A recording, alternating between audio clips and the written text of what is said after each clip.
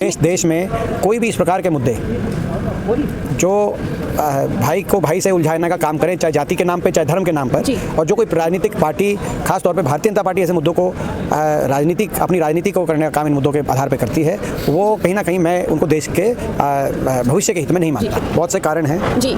सत्ता का दुरुपयोग, यंत्र मंत्र तंत्र शाम दाम दंड भेद का भाजपा द्वारा प्रयोग एक प्रमुख कारण है। कहीं ना कहीं जो निष्पक्ष चुनाव होने चाहिए जिस तरीके से, वो नहीं हो रहे।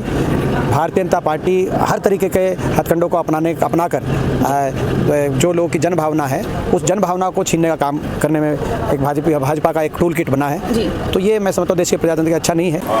इस वक्त हमारे साथ दीपेंद्र हुड्डा जो कि कांग्रेस सांसद हैं, बहुत बहुत स्वागत है सर आपका। सर आपसे जानना चाहेंगे, अभी जो किसान आंदोलन फिर से शुरुआत हुई है इसकी, क्या लगता है कि किसानों को दिल्ली तक पहुँचने की इजाज़त मिलेगी? मिलनी चाहिए, क्योंकि दिल्ली में इतने धरने चल रहे हैं, हर वर्ग के लोग अपने अपने बात के लिए दिल्ली में धरने देते हैं। तो किसान जो दिल्ली में जाना चाहें, 101 किसान जाना चाहते हैं, उनको इजाज़त मिलनी चाहिए। प्रजातंत्र संविधान के अनुसार उनको क्यों नहीं मिल रही इजाज़त, ये बड़ा गंभीर हमारे प्रजातंत्र के लिए सोचने का विषय है। इससे पहले जो आंदोलन हुआ था 2020 से 21 के बीच में, उस वक्त जो है बीजेपी ने जो है किसानों के सामने झुकी थी, लेकिन अब फिर से किसान अपनी मांगों पे अड़िग हैं, लेकिन सरकार ये मांगे कब पूरी करेगी? भाई उन्होंने लिखित में दिया था, सरकार के सेक्रेटरी लेवल के अफसर ने लिखित में वो मांगे मानी थी, जिसमें एक प्रमुख मांग थी कि एमएसपी को कानूनी अमली जमा पहनाने की मांग, तो किसानों की एक प्रमुख मांग है।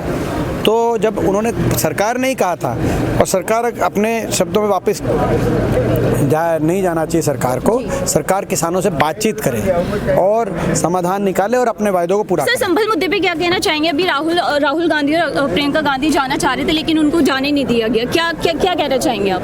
संभल में आखिर किस तरह की राजनीति चल रही है? वो देख ही रहा है देश में क्या राजनीति चल रही है जी।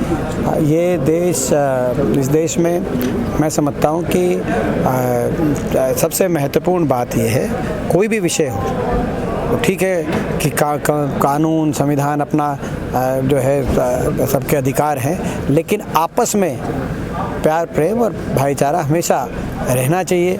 ये देश में कोई भी इस प्रकार के मुद्दे जो भाई को भाई से उलझाने का काम करें, चाहे जाति के नाम पे चाहे धर्म के नाम पर, और जो कोई राजनीतिक पार्टी खास तौर पे भारतीय जनता पार्टी ऐसे मुद्दों को अपनी राजनीति को करने का काम इन मुद्दों के आधार पे करती है, वो कहीं ना कहीं मैं उनको देश के भविष्य के हित में नहीं मानता। तो सर बीजेपी क्या हिंदू मुस्लिम की राजनीति कर रही है जिस तरह से ये एक है और इस तरह के नारे हैं बटेंगे?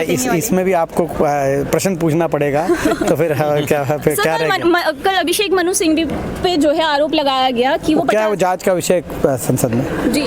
सर अभी दिल्ली में लोकसभा, अभी राज्य के चुनाव होने, इस पे क्या कहेंगे? क्या अलायंस में ये चुनाव लड़ा जाएगा, या फिर क्योंकि आम आदमी पार्टी अकेली उसने ऐलान कर दिया है? देखते हैं, समय पता चलेगा जी। सर अभी हरियाणा जो इलेक्शन हुआ और महाराष्ट्र में भी आपकी जो सरकार आपका अलायंस था वो पूरी तरह से ध्वस्त हो गया, क्या कहेंगे? हार किस वजह से हुई? बहुत से कारण हैं जी। सत्ता का दुरुपयोग, यंत्र मंत्र तंत्र शाम दाम दंड भेद का भाजपा द्वारा प्रयोग जी एक प्रमुख कारण है। कहीं ना कहीं जो निष्पक्ष चुनाव होने चाहिए जिस तरीके से, वो नहीं हो रहे। भारतीय जनता पार्टी हर तरीके के हथकंडों को अपनाकर जो लोगों की जन भावना है, उस जन भावना को छीनने का काम करने में एक भाजपा का एक टूल किट बना है जी। तो ये मैं समझता हूँ देश के प्रजातंत्र के अच्छा नहीं है, लेकिन जो है लेकिन बहरहाल फिर भी जो हरियाणा में जो नतीजे आए उनको हमने स्वीकार किया है, उन नतीजों को हम स्वीकार करते हुए आगे बढ़ेंगे।